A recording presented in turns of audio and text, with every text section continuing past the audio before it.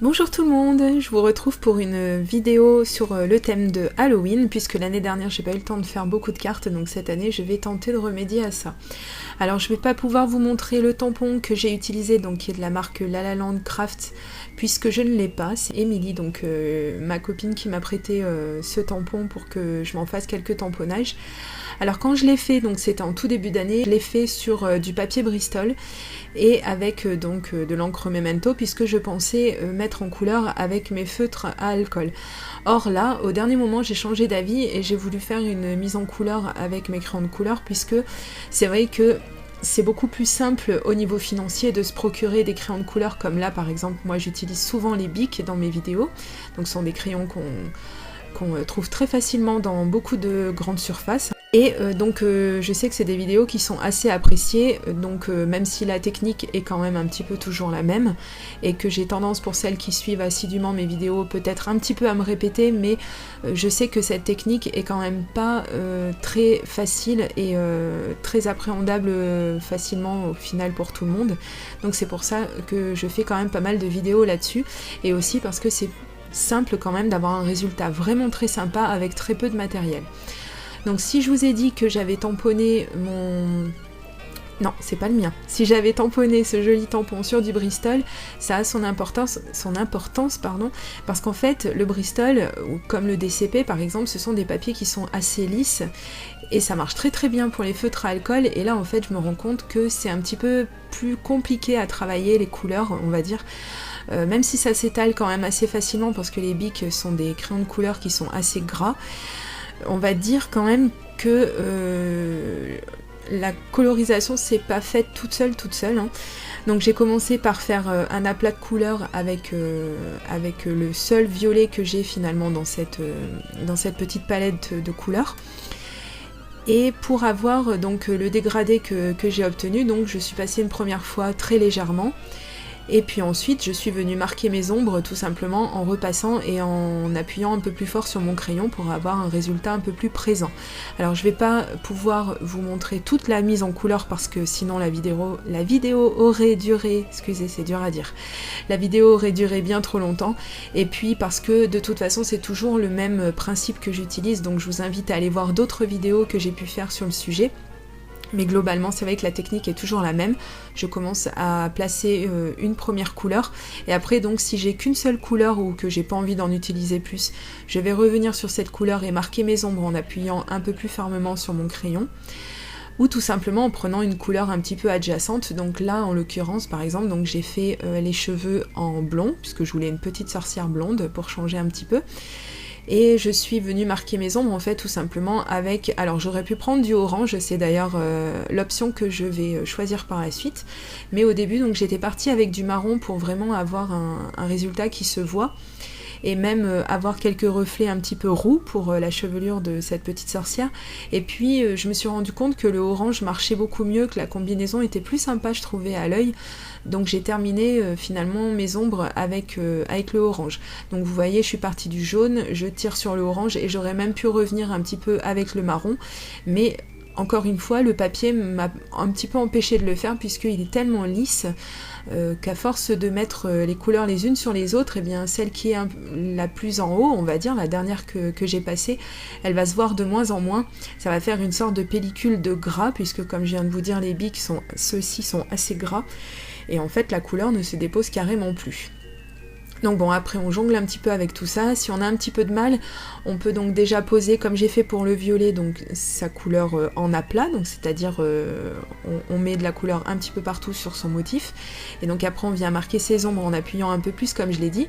Et si vraiment on veut un contraste un petit peu plus important, et bien comme je l'ai fait, on prend tout simplement son crayon de couleur noir ou quelque chose qui soit vraiment bien plus foncé, et on vient le passer aux endroits où on veut que les ombres soient le plus marquées. Donc ça aussi c'est quelque chose d'assez simple à faire, il faut pas un matériel de fou, et c'est un résultat quand même qui donne bien, puisqu'on a toujours cette fameuse dualité entre les endroits très très clairs qui ressemblent même à qui ont l'air d'être blancs, alors que vous m'avez vu faire au début, j'ai vraiment mis de la couleur de partout, donc c'est ça qui m'amuse toujours un petit peu dans le résultat en fait, quand je fais ce genre de mise en couleur. J'aime vraiment beaucoup puisque, comme je le dis toujours, il faut beaucoup...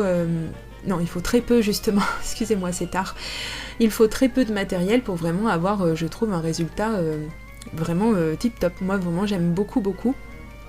Et je regrette pas du tout finalement d'être partie à utiliser mes crayons de couleur, même si malheureusement j'avais pas prévu ça et que j'ai pas utilisé le bon papier. Mais au final je vais m'en sortir quand même. Je vais encore avoir des misères par la suite, je vous le dirai un petit peu plus tard, mais globalement je m'en suis quand même plutôt bien tirée.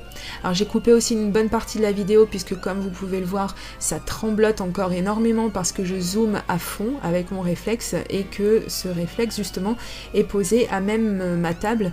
Donc évidemment chaque mouvement est retranscrit sur l'appareil photo, donc évidemment ça tremble, mais alors énormément.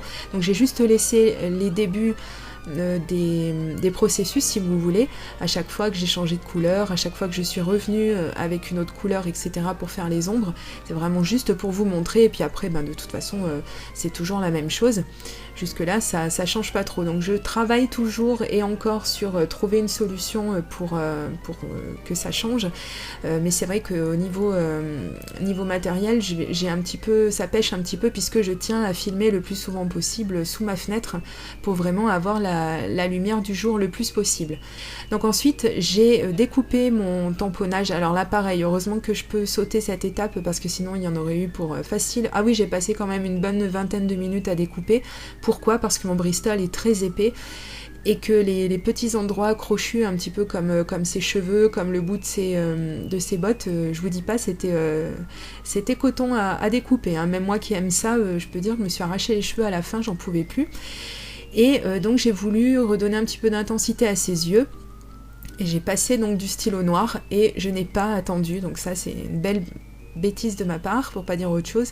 J'ai pas attendu en fait que ce soit assez sec, et en mettant mes grosses paluches dessus, eh bien j'ai fait des petites bavures. Alors ce que j'ai fait, j'ai pris un autre tamponnage que j'avais fait à cette occasion, heureusement que j'en avais pas fait qu'un, et donc j'ai repris une mèche de cheveux, j'ai refait un petit peu de colorisation et je suis venue la coller en fait aux endroits où ça avait vraiment débordé comme c'était pas permis, parce que j'avais essayé de faire du cache-misère en mettant du crayon blanc, du stylo gel blanc, et au final on voyait que ça c'était horrible, on aurait dit qu'elle avait la varicelle, enfin bon c'était pas génial. Donc là j'ai mis une petite mèche de cheveux par-dessus et je trouve que ça va aussi bien. Donc je voulais mettre un petit peu aussi en relief le haut de son chapeau. Alors j'ai embossé avec mon Embossed Pen, donc de Ranger, le noir cette fois-ci. Alors le noir ou le blanc ça marche, ou le transparent pardon, ça marche aussi bien. Et j'ai mis de la poudre à embosser grise par-dessus, j'ai chauffé le tout et voilà, c'est fait. Ensuite, donc j'ai pris une base de cartes, je voulais quelque chose de pas trop large pour vraiment que le tamponnage soit mis en avant, et j'ai passé de la distress dessus. Donc là encore une fois je vous ai sauté cette étape parce que ça aurait tremblé énormément.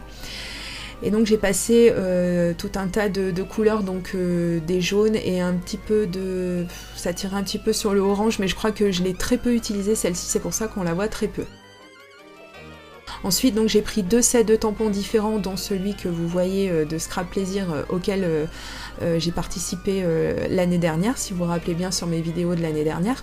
Et donc ça c'est des tampons que j'ai créés, entre autres. Et donc le Happy par contre était issu d'une planche de tampons de Noël, hein, par contre vous l'avez vu à l'écran, j'ai pas besoin de vous le dire.